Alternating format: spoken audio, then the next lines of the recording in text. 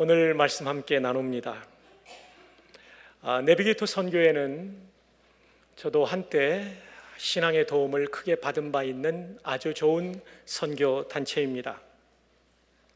이 단체의 국제 대표를 지냈던 제리 화이트라는 분이 계십니다. 이분은 37년간 미 공군에 복무하셨습니다. 케네디 우주센터 우주비행통제관, 그리고 미 공군사관학교 우주항공학 교수로 근무했던 분이고 공군 소장으로 예편하셨습니다. 평신도이지만 영적으로 상당히 성숙했던 이분은 내비게이터 국제 대표를 역임했던 분입니다. 이분의 명저 가운데 하나는 헌신의 위력이라는 아주 좋은 책이 있습니다. 이 책에서 그는 지난 25년 동안, 85년도에 나온 책인데요, 우리말로는 88년도에 번역된 책인데, 지난 25년 동안 나는 수백 명의 남녀 그리스도인들을 눈여겨보면서 어떤 사람은 영적으로 풍성한 삶을 누리고 있는가 하면 다른 사람들은 영적 생명을 유지하기에 급급한 사람도 보았다. 또 어떤 사람들은 자신들의 삶에 선명한 발자취를 남기는 사람들이 있는가 하면 그분이 떠난 다음에 보면 삶의 흔적이 미미한 사람도 적지 않다. 어떤 사람들은 그리스도 안에서 성장하는 사람들이 있었지만 영적으로 시들어가는 사람들도 지난 25년간 지켜봤다. 어떤 사람들은 기쁨을 누리며 격려를 주는 사람이 있는가 하면 다른 사람들은 오히려 불평하고 투덜대게만 하는 사람들도 있었다. 갈수록 영적인 깊이와 성숙한 인격을 가진 사람들로 성장해 나아가는 사람들이 있는가 하면 오히려 나이가 들수록 천박해지고 완고해지는 사람들도 보았다. 더욱 은혜가 넘치고 경건한 삶을 살아가는 사람들이 있는가 하면 그저 나이만 들어가는 사람들도 보았다. 영적으로 크게 성장하는 사람들과 그렇지 못한 사람의 차이가 무엇일까? 지난 25년간을 회고하면서 나는 한 가지 이유를 발견했다. 그거는 헌신이다. 하나님이 맡겨주신 일에 대하여, 그리고 주인 되신 그 그리스도의 말씀에 대하여 헌신하는 사람들은 영적으로 성장하고 풍성하고 감사하고 원숙한 인격의 소유자들로 그 풍성함을 나누는 것을 보아왔다. 아무리 평범한 사람이라 할지라도 예수 그리스도의 주재권 아래 단순하게 자기 자신을 영적으로 헌신할 때 그들이 세상에 미치는 영향력은 실로 막대했다. 교육이나 은사나 능력에 있는 것이 아니었다. 교육을 많이 받았다고, 재능이 많다고, 그리고 능력이 많다고 그 인생이 풍성해지고 아름다워지는 것이 아니라 그의 헌신에 달려있다. 참 중요한 얘기를 제리 화이트 장군이 말했습니다. 또 내비게이터 선교의 대표였던 이분이 말했습니다. 이분은 평신도였죠. 오늘 말씀의 제목은 상호 헌신입니다. 이 헌신이야말로 우리의 삶을 영적으로 풍성하게 만들고 그리고 다른 사람들의 삶을 풍성하게 만드는 것입니다. 오늘 본문이 히브리서인데 히브리서 전체의 문맥을 이해할 때 오늘 본문을 더 잘 이해할 수 있어서 전체 문맥을 먼저 소개해 드립니다. 첫 번째 문단은 히브리서 1장 1절로 3절입니다. 구약에 약속된 구원의 완성자가 바로 그리스도다 하는 걸 가르칩니다. 그리고 1장 4절부터 10장 17절까지 대부분의 내용이죠. 1장 4절부터 10장 17절까지 13장까지 있는 성경 가운데 대부분의 내용이죠. 여기에 내용은 뭐냐면 그리스도의 우월성과 완전하신 대제사장을 소개해주고 있습니다. 여러분이 히브리서를 볼 때 히브리서에 반복적으로 사용되는 단어가 있습니다. 더 나은이에요. 그래서 히브리서 이 두 번째 문단에서 우리가 볼 것은 천사보다 뛰어나신 그리스도, 모세보다 뛰어나신 그리스도, 아론보다 뛰어나신 그리스도, 그리고 히브리서 9장에 가면 구약에 드렸던 제물보다 뛰어나신 그리스도, 완전한 제물 되신 그리스도를 보여줍니다. 유대인들은 천사를 숭배했습니다. 모세와 아론을 지극히 존경했습니다. 그러나 그들과는 비교할 수 없는 우리의 완전한 중보자 되시고 구원자 되신 예수 그리스도를 전파하고 있는 것입니다. 그리고 그 구약에 수없이 드렸던 제물로는 해결될 수 없었던 우리 인간의 속죄의 문제가 더 완벽하신, 아니 지극히 완벽하신 제물 되신 예수 그리스도를 통하여 우리가 구원받게 되었다는 것입니다. 믿으시면 아멘. 그래서 그리스도의 우월성을 여기에서 말해주고 있고, 동시에 완전하신 대제사장으로 하나님과 우리 사이의 중보자가 되신 것을 말씀해주고 있습니다. 마지막 세 번째 문단은 히브리서 10장 19절로부터 13장 17절까지의 내용입니다. 그렇게 그리스도의 십자가의 은혜로 속죄로 구원받은 성도는 어떻게 살아야 되는가? 믿음의 진보를 향해 나아가라. 믿음의 선진들의 본을 따라 믿음으로 살라. 히브리서 11장 믿음장이죠. 그리고 그 뒤에는 믿음의 길에는 때로 고난이 다가오지만 예수 그리스도의 십자가를 바라보며 그 고난을 이기라. 이것이 히브리서 전체의 내용이 되는 것입니다. 그리스도의 속죄로 구원받은 성도에게는 특권과 의무가 있습니다. 한번 따라합시다. 구원받은 성도에게는 특권과 의무가 있다. 자, 우리에게 있는 특권은 무엇일까요? 히브리서 10장 11절 이하가 설명해주고 있습니다. 11절, 제사장마다 매일 서서 섬기며 자주 같은 제사를 드리되 이 제사는 언제나 죄를 없게 하지 못하거니와. 구약에 드렸던 수많은 제사, 이것은 우리 조상 제사를 말하는 것이 아니라 성경에 나오고 있는 짐승을 잡아 드리는 종교 의식을 말합니다. 이것은 완전한 제물이 아니었기 때문에 완벽한 속죄가 되지 못했다는 것입니다. 예표에 불과했다. 12절 다 함께요. 시작. 오직 그리스도는 죄를 위하여 한 영원한 제사를 드리시고, 그런데 그리스도께서는 영원한 효력을 지닌 제사를 드렸다. 어디에서? 십자가에서 자신이 제물되기도 하시고 자신이 대제사장도 되셨다는 것이죠. 14절, 그가 거룩하게 된 자들의 한 번의 제사로, 그가 거룩하게 된 자들을 한 번의 제사로 얼만큼 온전하게 하셨다고요? 영원히 온전하게 하셨느니라. 할렐루야. 그렇습니다. 예수님은 완전한 제물 되셨기 때문에 십자가에서 치러주신 그분의 희생의 대가는 영원한 완전한 효력을 지니는 줄로 믿습니다. 아멘입니까? 17절은 그래서 하나님께서 이렇게 말하십니다. 또 그들의 죄와 그들의 불법을 내가 다시 기억하지, 그 다음 무슨 말이 나와요? 아니하리라. 다시 기억하지 않는다. 왜냐하면 완벽한 제물로 드렸기 때문에, 완전한 속죄가 이루어졌기 때문에, 십자가에 달리신 예수님의 속죄를 믿는 사람들은 완전한 용서를 받은 것입니다. 아멘입니까? 그래서 18절엔 이렇게 말합니다. 이것들을 사하셨은즉 다시 죄를 위하여 뭐 드릴 것이 없느니라. 제사 드릴 것이 없느니라. 속죄 제사 드릴 이유가 없다는 얘기입니다. 그러므로 형제들아, 우리가 예수의 피를 힘입어 성수에 들어갈 담력을 얻었나니, 십자가에서 예수님께서 죽어주심으로 말미암아 우리에게 주어진 놀라운 은혜가 무엇입니까?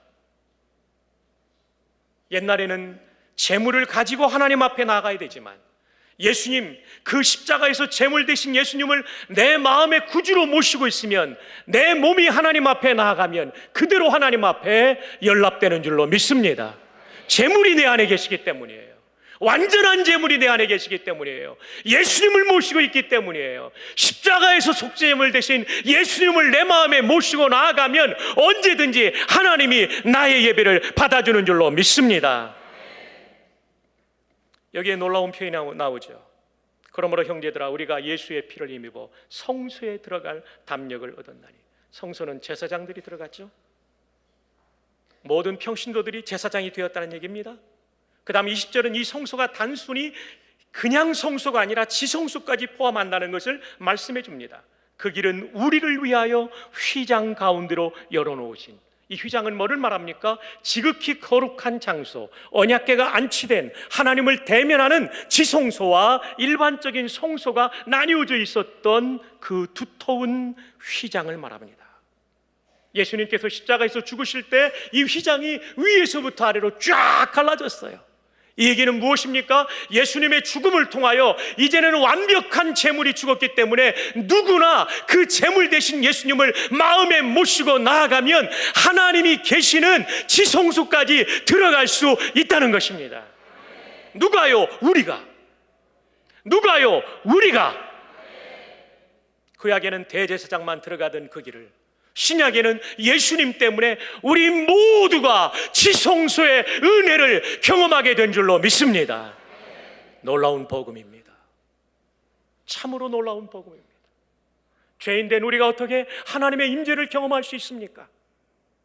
죄인된 우리가 어떻게 영광의 하나님을 영적으로 만날 수 있단 말입니까? 우리는 죄인이지만 예수 그리스도의 보배로운 피로 말미암아 우리의 죄가 속죄함을 받았기 때문에 하나님의 임재가 가득한 지성소까지 들어가는 거죠. 이 예배를 드리면서도 어떤 성도들은 지성소의 은혜를 경험합니다. 하나님이 나에게 말씀하는 것을 듣습니다. 마치 구약의 대제사장이 지성소에 들어가 하나님을 대면하며 그분의 음성을 듣던 것처럼 이 예배 가운데도 그 음성을 듣는 성도들이 있단 말입니다. 우리 많은 성도들이 이 지성소의 은혜를 경험하기를 축복합니다. 놀라운 은혜죠. 놀라운 복음이죠. 이것이 예수 믿는 우리에게 주어진 특권이에요. 다시 한번 19절을 우리 한번 볼까요? 그러므로 예수님이 십자가에서 완전한 제물 되어 주심으로 형제들아, 그 다음 무슨 말이 나와요?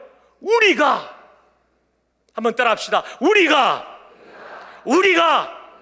옆에 사람 손잡고 격려합시다. 우리가 예수의 피를 힘입어 성소에 들어가게 되었다.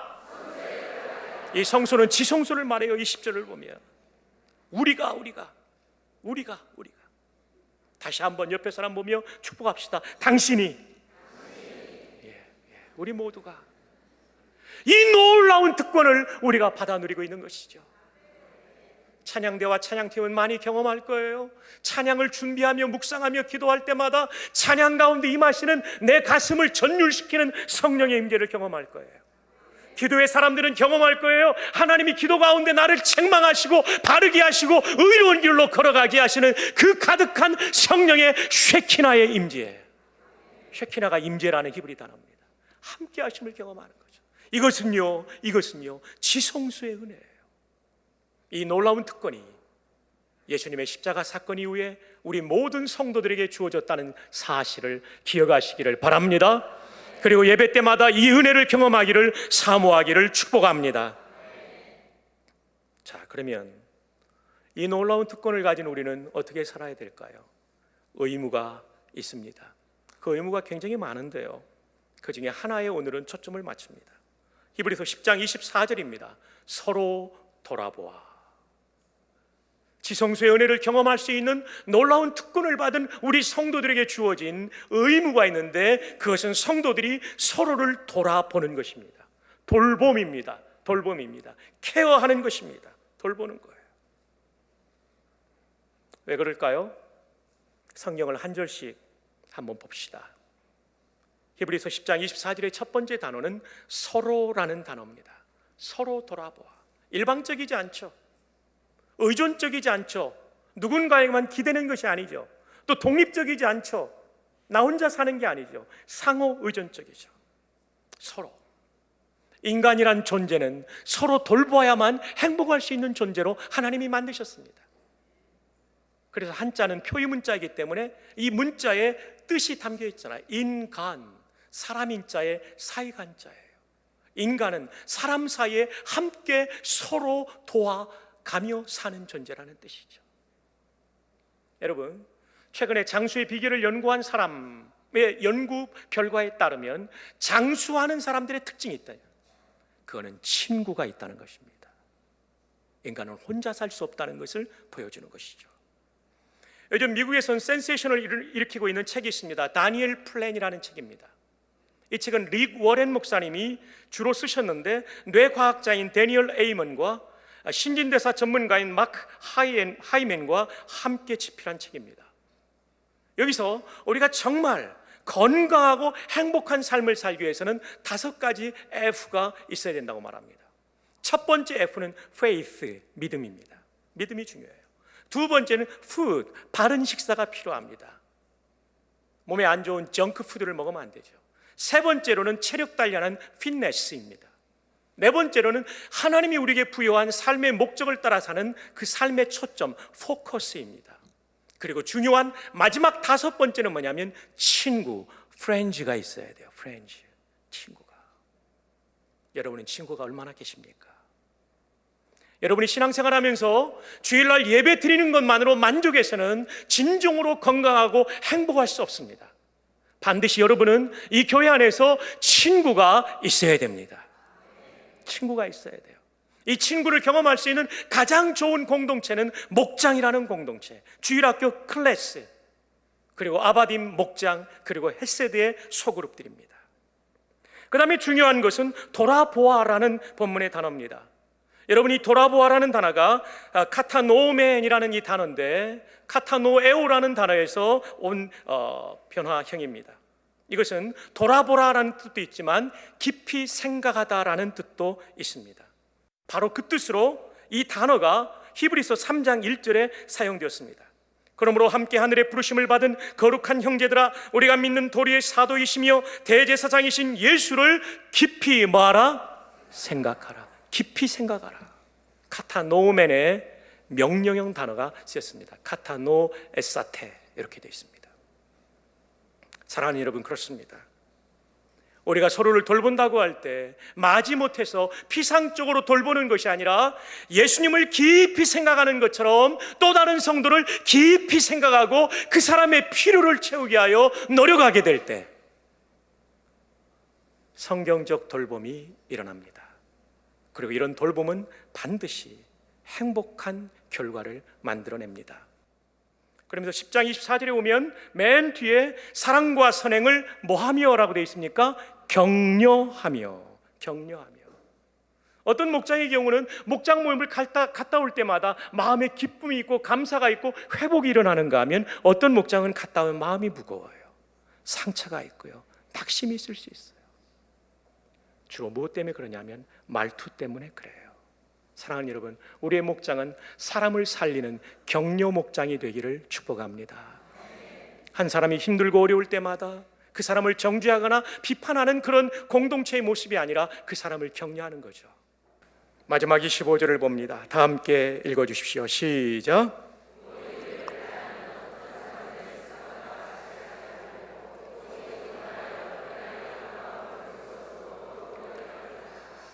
이 초대교회에도 모이기를 패하는 사람들이 있었던 것 같아요. 우리 그만 모이자.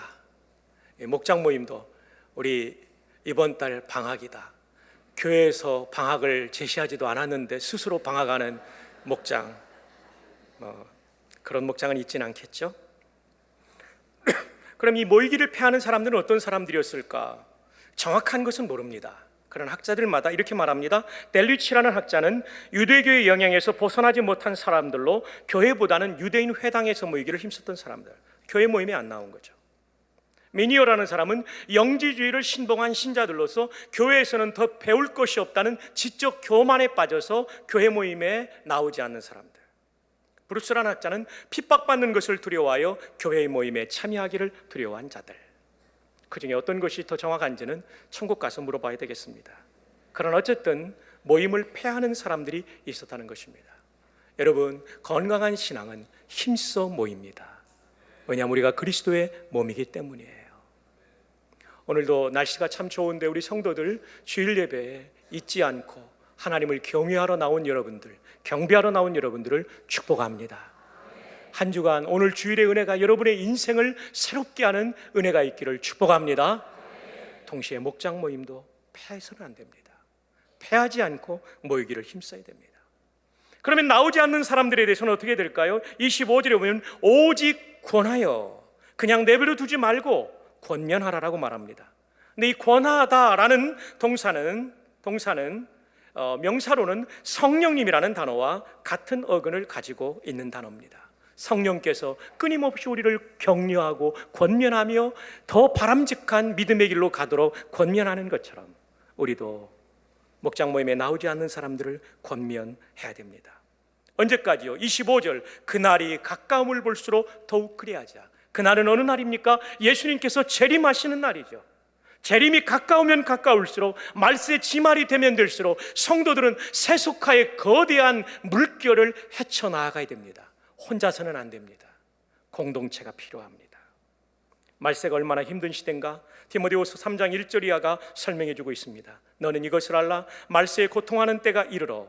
2절 다 함께, 사람들이 자기를 사랑하며 돈을 사랑하며 자랑하며 교만하며 비방하며 부모를 거역하며 감사하지 아니하며 거룩하지 아니하며. 3절 자매들 시작, 무정하며 원통함을 풀지 아니하며 모함하며 사나우며 선한 것을 좋아하지 아니하며. 4절 형제들 시작, 배신하며 조급하며 자만하며 쾌락을 사랑하기를 하나님 사랑하는 것보다 더하며. 다 함께요. 경건의 모양은 있으나 경건의 능력은 부인하니 이 같은 자들에게서 내가 돌아서라.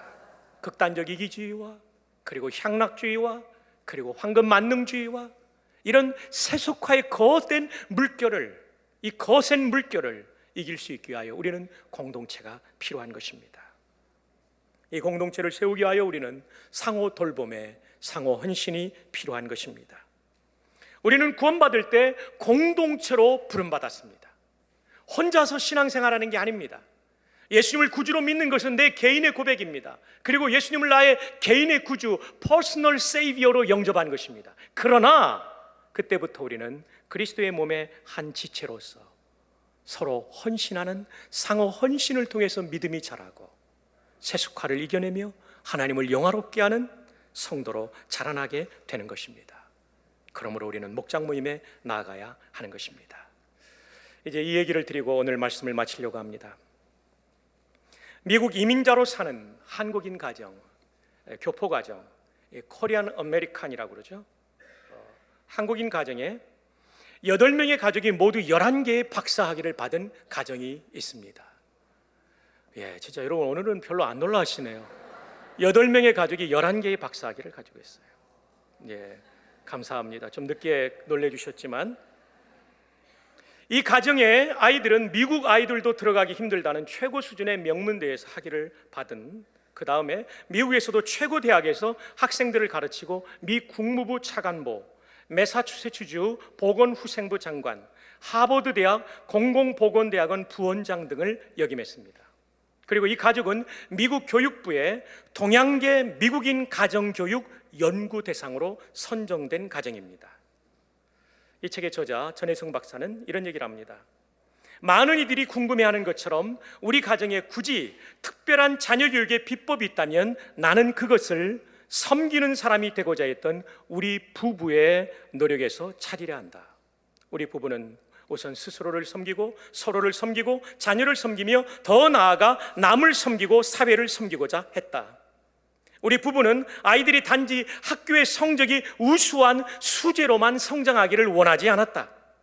우리는 아이들에게 끝없이 왜 공부를 해야 하는가, 자신이 하는 공부로 이 사회에 어떻게 봉사할 수 있는가를 묻고 생각하게 했다. 굉장히 중요한 지향점이죠.